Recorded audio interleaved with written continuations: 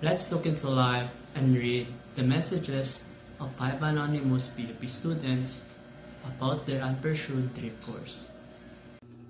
Nasa good place with good people naman ako now, but I can't help in thinking, what if ikaw ang nakuha ko?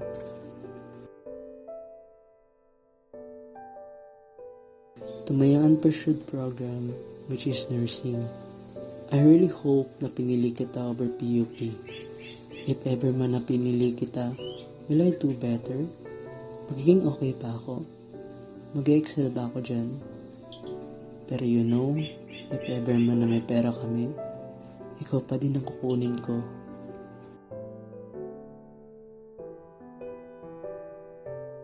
During my senior high school years, I convinced myself that the course or program I'll take in college is either computer science or IT.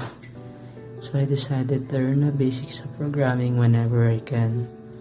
I even made a career roadmap about my plan during my 4 years in college and my life after I graduate. Being a software developer was my dream job. Not until naubusan ako ng slots. I was devastated when I heard na wala na daw. I was so close. Nandun na ako eh. Ilang silya na lang ang layo. Pero wala na talaga. I started thinking if I'll continue staying pa there sa enrollment. I was thinking so hard because PUP is my dream university.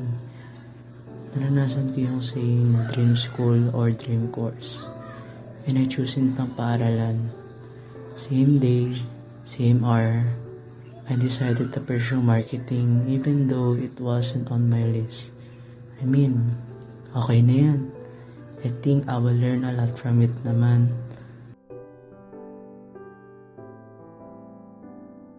I never thought of you until now that I'm in my junior year. Despite of not pursuing you, I hope to pursue you in the future. You're actually still part of my future plans. See you soonest.